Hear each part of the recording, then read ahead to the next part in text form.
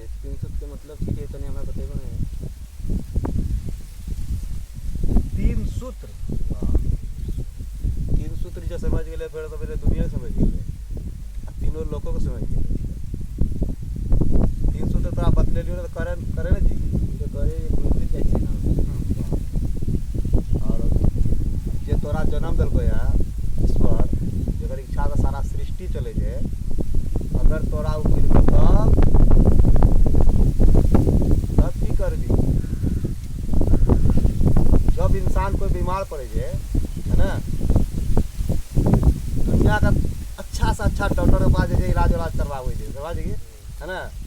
जब डॉक्टर कह दे जे कौन चीज़ की अब जो है ना अब इसका इलाज जो है संभव नहीं है, अब ले जाइए इसको घर में रखिएगा, कुछ दिन का मेहमान है, इसके बाद ये अपना चल देगा।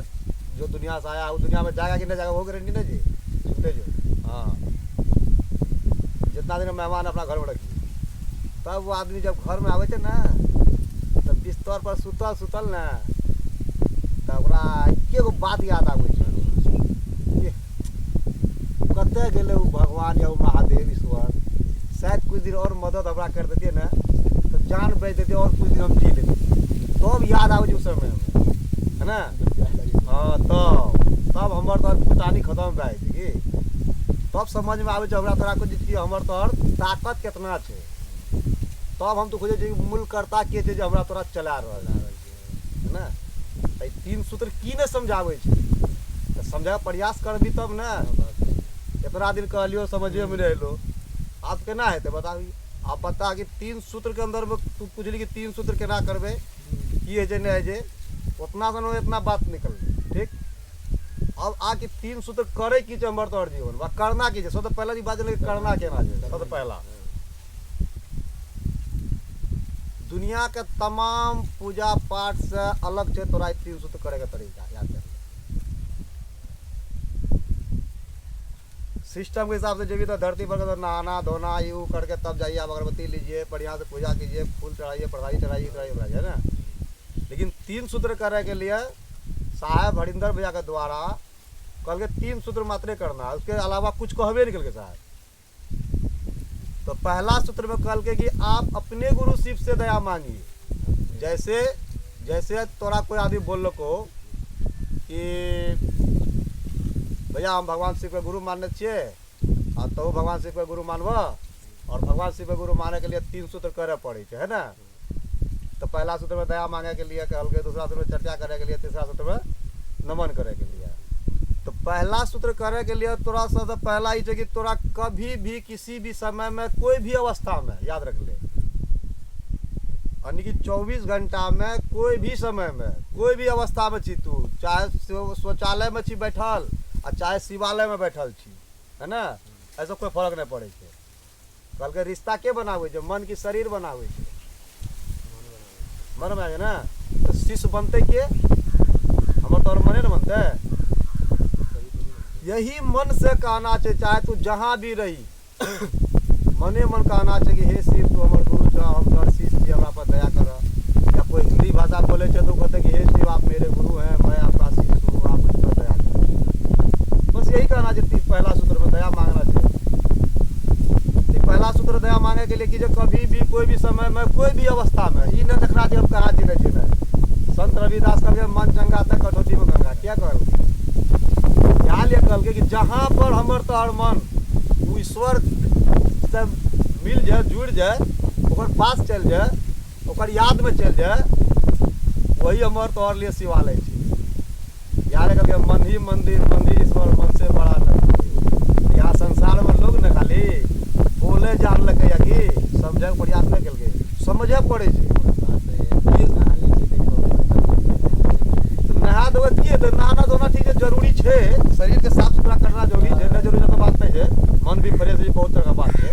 लेकिन अध्यात्म दुनिया में, पूजा पाठ के दुनिया में ये जो संसार में लोग कर रहे जो अपन अलग सिस्टम अध्यात्म की जे कोई संत रविदास ऐसे थोड़ी कर मन जगत को गंगा।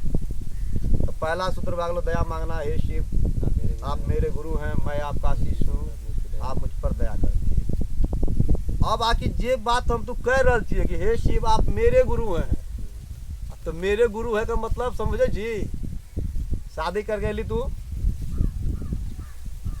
जब शादी करके लिया ओकरा तो पहले उतर दूसरा घर में बेटी रहे ना, तोहर तो परिवार में न रहो। कितना धूमधाम से कितना विधि व्यवस्था करके गेली ओकर दरवाजा पर, एक पराया आदमी के घर पर गेली, रिश्ता जोड़े के बाद गेली है ना। और वो लड़की के मांग में तू एक दिन ओकरा सिंदूर दा के अली, ओकरा से रिश्ता जोड़ लेली।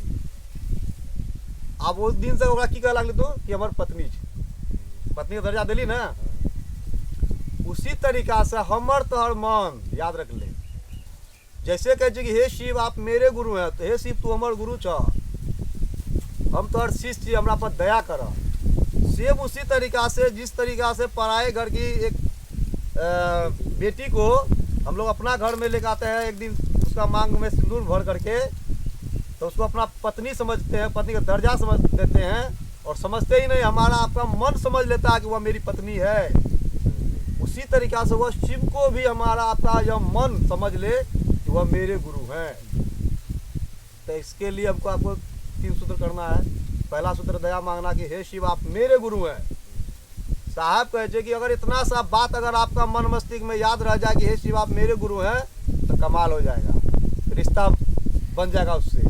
याद रख लीजिए, कहा यही बतवा याद रहता है हमको, आपको याद रखिए बात। कहा है कि हमारा आपका मन जो है ना बहुत चंचल है, ऐसा इतना चंचल है, इतना चंचल है जैसे पानी, अभी नदी है ना बगल में, पानी भर रहा है ना, या मान लो पोखर है कहीं पर, पानी स्थिर रुकल है, उसमें थोड़ा सा जो है ना पत्थर फेंक दो, देखो पानी कितना हिलना शुरू हो जाएगा। उसी तरीका से मन है हमारा आपका। तो कल के साहब इसको बांधोगे कैसे, इसको शिव की ओर लेके जाओगे कैसे तुम। भले ऐसा करो, लोग जो है ना गप करने में बहुत मास्टर है आज के समय में, ताकि साहब का महादेव ऑर्डर देंगे साक्षात कि तुम जो करते हो लोगों को करने के लिए कहो। तो उसी तरह साहब हमारा तरह करके जाओ, लोगों को समझाओ कि शिव गुरु है। यह समझाते जो है ना तुम्हारा हमारा आपका मन जो है ना, स्वतः वह शिव को हमारा आपका मन ऑटोमेटिक अपना समझने लगेगा। मन जब अपना किसी को समझने लगेगा तो धीरे धीरे मन से उतर के वह दिल में आ जाएगा, और दिल में हो जाएगा तो एक दिन प्यार हो जाएगा उससे। साहब कहबे कल के यूं ही आप हम अगर हमसे मिलते रहेंगे तो एक दिन आपको हमसे प्यार हो ही जाएगा। अगर शिव से ही प्यार हो जाएगा तो फिर कमाल ना होगा। तो इसके लिए कल के साहब दूसरा सूत्र करने के लिए, चर्चा करने के लिए, चर्चा करने मतलब मुझे एक दूसरे लोगों को आप समझाइए ताकि वह भी शिव को अपना गुरु बनाए, और उसको भी आप 3 सूत्र बतलाने का प्रयास कीजिए। बताइए आप, और जब आप दूसरे लोगों को समझाइएगा कि भैया शिव गुरु है, उसको अपना गुरु बनाइए आप, तो आपको करना क्या है, कैसे समझाइएगा आप उसको, टेक्निक क्या है। सबसे पहले हमको आपको यह बात समझना चाहिए कि जिस व्यक्ति से हम लोग अपने गुरु की बात को करने का प्रयास करते हैं, सबसे पहले तो हमको आपको उससे नाम पूछ लेना है, भैया क्या नाम हुआ आपका, ठीक है। तो कैसे नाम पूछे, तो वह खाली नाम बता दिया अगर, तो उससे आपको यह समझ में आ जाएगा कौन चीज़ की हिंदू है कि मुस्लिम है कि क्या है, नहीं वो समझ में आ जाएगा, ठीक है। लेकिन अभी के डेट में, आज हम थोड़ा देर पहले जब दुकान में पूछे थे हम कि भैया आपका क्या नाम है, तो वो ऐसा नाम बताया जहाँ पर हमको जो मेरा मन यह नहीं समझा कि यह हिंदू है कि मुस्लिम है। तो हम उसको खोल के बोले कि पूरा नाम बोलिए हमको आप, तो पूरा नाम बताया। तो हमको थोड़ा सा शंका था कि शायद जो है ना मुस्लिम है, तो पूरा नाम खोल के बताया आपको पूरा क्लियर। तब हमको आप समझ में आया कि नहीं भाई मुस्लिम भाई सही है। तो इससे क्या होगा कि हमको और आपको जो है ना यह बात समझ में आ जाएगा कि यह फलाना जाति का है। अगर कोई हिंदू है तो वहाँ आप क्लेम कह सकते हैं कि भैया देखिए आपके भी गांव घर में भी तो शिव चर्चा होता ही होगा, क्या आप भगवान शिव को गुरु माने हैं, अपना गुरु बनाए हैं कि नहीं बनाए हैं। तो वो अपने बोलेगा ही कि भाई हाँ बनाए हैं कि नहीं बनाए हैं। अगर वह कर रहा नहीं बनाए हैं तो ठीक है भैया, ये हम तो भगवान शिव को अपना गुरु बनाए हैं और हमको बहुत अच्छा लगा है, अच्छा अनुभूति भी मिला है, और हम यह चाहते हैं कि आप भी भगवान शिव को अपना गुरु मान लीजिए। आप करने के लिए और शिव को अपना गुरु बनाने के लिए कुछ नहीं, 3 सूत्र करना पड़ता है, न खान पान में परहेजी है, न कोई चीज़ में इसमें बढ़ जाना नहीं है, बंधन नहीं है। आप ताकि यहाँ पर साक्षात परमात्मा ही गुरु हो रहा है हमारे आपके जीवन में। और परमात्मा तो सबका है, परमात्मा सबका है, इसीलिए यहाँ पर क्या है ना, कोई शर्त बंधन नहीं है, 3 सूत्र करना पड़ता है। और यह 3 सूत्र करने के लिए भी आपको कोई समय सीमा की कोई ज़रूरत नहीं है। आप जहाँ हैं, जैसे हैं, जो भी हाल में हैं, आप 3 सूत्र कर सकते हैं। पहला सूत्र है दया मांगना, दूसरा सूत्र चर्चा करना, तीसरा सूत्र नमः शिवाय से प्रणाम करना। तो भैया पहला सूत्र जो है ना, आप कभी भी किसी भी समय में, जैसे सुबह उठते हैं आप अपना बिस्तर पे ही मन, ऐसा नहीं कि मुँह तो धो करके ना, कुछ नहीं, अपना बिस्तर पे ही मन बैठ करके जो है, या सूत करके हो, या जैसे आपका इच्छा हो, आप मन ही मन दया मांगिए कि हे शिव आप मेरे गुरु हैं, मैं आपका शिष्य हूँ, आप मुझ पर दया कर दीजिए। अभी तो हम आपको बोल के समझा रहे हैं ना, लेकिन आपको उस समय में बोलना नहीं है, उस समय में आपको मन ही मन बोलना है कि हे शिव आप मेरे गुरु हैं, मैं आपका शिष्य हूँ, आप मुझ पर दया कर दीजिए। मन ही मन सोचना है सिर्फ आपको, होठ भी पटर नहीं करना है। तो सापल के मन से क्यों? मन से इसीलिए कि मन का आवाज़ जो है ना हमारा आपका बहुत दूर तक जाता है। ये जो आवाज़ है कहाँ तक जाएगा हमारा आपका आवाज़? यहाँ से अभी आवाज़ देंगे आपको, ए जिंदा भाई कहाँ है, इधर आइए, तो कहाँ कितना दूर आवाज़ जाएगा? बड़ा मुश्किल से तो कितना 20 मीटर, 25 मीटर, 30 मीटर, चलो 50 मीटर, उससे ज़्यादा तो नहीं जाएगा। लेकिन मन का आवाज़ जो है ना बहुत दूर तक जाता है। इसीलिए सापल के मन ही मन उससे दया मांग लीजिए। यह दया मांगने का तरीका है। दूसरा तरीका है कि आप भी एक दूसरे लोगों को यही 3 सूत्र समझाइए ताकि वह भी उसके भी जीवन में गुरु शिव हो। तीसरा सूत्र में है अपने गुरु को नमः शिवाय से प्रणाम करना। यह हुआ एक शिष्य का चर्चा करने का तरीका। मेरे हिसाब से जो हमारा गुरु ने हमको समझाया है, जो हम समझे अभी तक में, वही हम तुमको भी समझाए। चर्चा करने का हुआ तरीका। तीसरा सूत्र में है कि जब उसको हम लोग अपना गुरु बनाइए लिए हैं, माने ही हैं, तो नमन भी करना है। बाप है तो बाप को प्रणाम नहीं करेंगे, करना है ना। तो तीसरा सूत्र में साहब बोले कि आप अपनी गुरु शिव को नमः शिवाय के मंत्र से मन ही मन प्रणाम कीजिए। और नमः शिवाय से प्रणाम करने के समय में भी आपको बोलने की जरूरत नहीं है, मन ही मन करना है। तो साहब इसमें बोले कि 108 बार अगर हो सके, रात में जब आप सोने जाते हैं ना, दिव्य रात्रि बोले थे कि यानी कि 12 बजे से पहले, यानी कि 11 बजे से तक में आपको जो जगह अच्छा लगे, बिस्तर पे ही बैठ के हो, कहीं ना जहाँ आपको अच्छा लग रहा है, वहाँ आप 108 बार मन ही मन नमः शिवाय नमः शिवाय नमः शिवाय से प्रणाम कीजिए। वहाँ भी बोलने की जरूरत नहीं है, वहाँ भी मन ही मन, यानी कि जो जिस माध्यम से हम आप सांस लेते हैं ना, उसी माध्यम से सांस को लेना भी है और छोड़ना भी। न तेज करना है, न इसको स्लो करना है। जैसे जो गति से आ रहा है सांस, उसी को नमः लेना है और शिवाय को छोड़ना है। खुद महसूस करना कि हम नमः ले रहे हैं, शिवाय छोड़ रहे हैं। यह एक तरीका 108 बार करने का। दूसरा में साहब बोले कि आप टुकड़े टुकड़े में भी नमः शिवाय कर सकते हैं। आप काम कर रहे हैं कहीं पर, तो वहाँ भी आप नमः शिवाय कर सकते हैं। जब आगे अपना गुरु याद महादेव नमः शिवाय मन ही मन बोल रहे हैं, या दया मांग रहे हैं, दया भी मांग सकते हैं वहाँ पर, नमन भी कर सकते हैं हम आप। यह 2 तरीका हो गया नमः शिवाय से प्रणाम करने का अपना गुरु का। यही 3 सूत्र है और कुछ नहीं है। और यह 3 सूत्र करने के बाद तब समझ में आएगा किसी गुरु की शिष्टता है क्या, हमको लेके जा कहाँ रहा है। ये तीनों सूत्र में सबसे महत्वपूर्ण सूत्र क्या है? अपने गुरु की चर्चा करना, अपने गुरु से लोगों को जोड़ना। कहा कि जिस वक्त हम आप अपने गुरु की बात करते हैं ना, उस समय में हमारे आपके मन से तमाम धरती के आकर्षण हटा हुआ रहता है। अब क्यों हटा रहता है, किस लिए हटा रहता है भाई, यह भी सोचना पड़ेगा ना। क्या कि आप जिस परमात्मा शिव की बात करते हैं, उसकी गुरु स्वरूप की बात कर रहे हैं आप ना, तमाम शक्ति का संचालक उसी से है। अब जब आप अपने गुरु की बात कर रहे हैं, तो उसका तमाम शक्तियां जो है वो तो आपके बगल में है, भाई साहब खड़ा है आपके बगल में, साइड में खड़ा है, लेकिन आप उसको देख नहीं पा रहे हैं। आप वो तो देख रहा है ना, वो सब के सब हमारे आपके सहायक होता है, हमेशा याद रखिएगा। दूसरा नंबर कहा कि इंसान के परम चेतन जो आत्मा है ना अंदर बैठा हुआ, उसके पास सब कुछ याद है, सब ज्ञान वहाँ पर छिपा हुआ है, लेकिन वह खुलेगा कैसे? लेकिन जब आप अपने गुरु की बात कीजिएगा ना, लोगों को अपने गुरु से जोड़िएगा ना, तब वहाँ पर होगा कुछ चीज।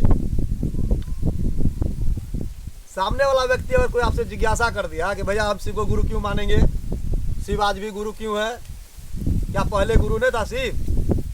और आपको सवाल का जवाब मालूम नहीं है तो क्या कीजिएगा आप? इसका जवाब दीजिएगा। तो बस हारिएगा ना, हार तो मानना ही पड़ेगा। तब आप दया मांगिएगा, मने मने है मार। तब साहब कहते हैं कि जब आपका कर्ता भाव खत्म होता है ना, तो वह मूल कर्ता का वहां पर समाविष्टि होता है, यानी कि स्वकर्ता का समाप्ति, मूल कर्ता का समाविष्टि। कोई हारा है यहाँ से तो वो आया। तो वह आया है यहाँ पे, उस समय आप यह देखेंगे कि जो सामने वाला व्यक्ति हमसे सवाल किया ना, उसका जवाब हम का तो दे दिए देखते हैं, तब समझ में आ रही बाप रे भाई तो खेला गजब का है, गुरु की चर्चा का यह परिणाम है। और हमारा आपका मन शिव की ओर, शिव की दिशा में, शिव के भाव में धीरे धीरे ना बहुत हार्ड गति से जाता है। ये मेरा अपना अनुभूति है ये हार्ड गति से जाता है। दुनिया का तमाम आकर्षण मन से भागा जाता है। खाली वो सीरियल याद आता। तो सबसे सुंदर हमारे आपके अंदर में शिव भाव जागरण रहे, मरे नहीं, खत्म नहीं हो, ये घटे नहीं, इसके लिए गुरु चर्चा अनिवार्य है। आप दया मांगिए चाहे ना मांगिए, कोई दिक्कत नहीं है। नमः शिवाय से प्रणाम कीजिए चाहे ना कीजिए, कोई दिक्कत नहीं। लेकिन अगर आप चर्चा कर रहे हैं तो आप बहुत बड़ा काम कर रहे हैं, याद रख लीजिए। अब चर्चा कर रहे हैं तो ऑटोमेटिक आप तो दया मांगवे कीजिएगा ना, हे महादेव दया कर दो, हे गुरुदेव दया कर दो, हे महादेव, ताकि हम सामने वाला व्यक्ति के कसम कहिए समझ जाए। हम की समझेबे तो ही समझेगा। दया मांग रहे हैं आप ना, चर्चा तो हो ही रहा है। अब ऑटोमेटिक नमः शिवाय के लिए बारे में कह रहे हैं तो वो भी हो ही गया। और जैसे हमारा आपका मन शिव भाव में खड़ा रहेगा तो दया मांगवे करेंगे, और चर्चा करवे करेंगे, लोगों को जोड़ेंगे ही जोड़ेंगे, और नमः शिवाय से प्रणाम करेंगे ही करेंगे। यही 3 को काम है, और करना क्या कुछ नहीं है। तो सबसे पहले हमको आपको यह बात मन मस्तिष्क में उतारना होगा, याद में रखना होगा कि जैसे भी आप सुन लिए यहाँ से चले गए भूल जाइए तो कहाँ होगा। नहीं याद रखना है कि नहीं, भूल कैसे। पहला सूत्र को रटने का प्रयास कीजिए कि हे शिव आप मेरे गुरु हैं, मैं आपका आशीष हूँ, आप मुझ पर दया कर दीजिए। सुबह उठते हैं दया मांगिए, कहीं जा रहे हैं दया मांगिए, काम करने जा रहे हैं काम पर दया मांगिए, खाना खा रहे हैं दया मांगिए। जितना बार हो सके उतना बार आप दया मांगिए। फिर दूसरा सूत्र करने का प्रयास कीजिए आप। दूसरा सूत्र अगर आपसे नहीं हो रहा है, जो आपके गुरु ने कहा है कि दूसरा सूत्र में जाओ, लोगों को समझाओ कि शिव गुरु उसको अपना गुरु बनाए, अगर आपसे नहीं हो रहा है तो आप क्या कीजिएगा, गुरु का आदेश है ना, आप गुरु से दया मांगिए कि हे महादेव हम पे दया कीजिए आप, कि हम दूसरा लोगों को जो है आपका आदेशित वाला कार्य कर सके, लोगों को भी आपके बारे में समझा सके, लोग भी आपको जो है ना शिष्य बन सके। उसी से दया मांगिए कि आप दया कीजिए कि हम आपका आदेशित कार्य हम कर सके। बस हो गया, यही 3 काम करना है, कीजिए। अब आइए एक बात और सुन, सत्संग में गए कभी आप? बचपन में आप गए सत्संग में? नहीं किए, नहीं गए सत्संग में? सुने थे बगले में। इतना जो सत्संग होता है, सत्संग का अर्थ क्या होता है? बताइए, नहीं जान लो बताइए। तो जानना पड़ेगा ना, जानना तो पड़ेगा, जरूरी है जानना। एक लाइन में सत्संग का अर्थ समझा देते हैं, ठीक है ना। हम क्या समझाएंगे, जो हम समझे, जो हमारा महादेव हमको समझाया है वही बात ना आप लोग हम समझाएंगे। और महादेव जब समझाए हैं तो गलत हो ही नहीं सकता है ना। सत्संग का मतलब होता है शाब्दिक अर्थ। साहब बोले एक लाइन में कि जो शब्द तुम बोलते हो ना, वह शब्द को समझने का प्रयास करो कि हम बोल क्या रहे हैं। तो शब्द क्या है? सत्संग, सत जोड़ संग। आप कहीं भी है, आप अगर आप सत्य के साथ है, आपका मन सत्य के साथ चला गया है, आप सत्संग में है, यानी सत्य के साथ है, यही ना सत्संग है। आप कहीं बस सत्संग हो रहा है, प्रवचन हो रहा है, अब बैठे हैं वहाँ पर सुन रहे हैं, अब मन चला गया घर पर, के शाम हो गया है, भाई अब दिया कैसे जलेगा, तो बकरी है बाद में, ये है बाद में, तो आप सत्संग में है कहाँ?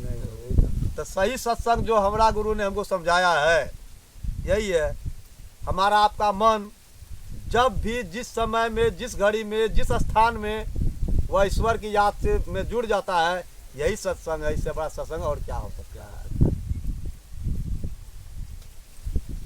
चलिए आज से आप लोग दोनों भाई दया मांगने का प्रयास कीजिए, भूलिएगा तो फिर हम लोग हमसे पूछ लीजिएगा, फिर हम बताएंगे। फिर बताइएगा। और इतना बात कोई खास बात है नहीं कि हे शिव आप मेरे गुरु हैं, मैं आपका शिष्य हूँ, आप उस पर दया कर दीजिए। इतना पहले रटने का प्रयास कीजिए।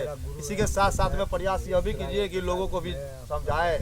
बस हो गया, यही काम कीजिए, हो गया और कुछ करना नहीं है। चलिए अब हम लोग अब चलते हैं, ठीक है।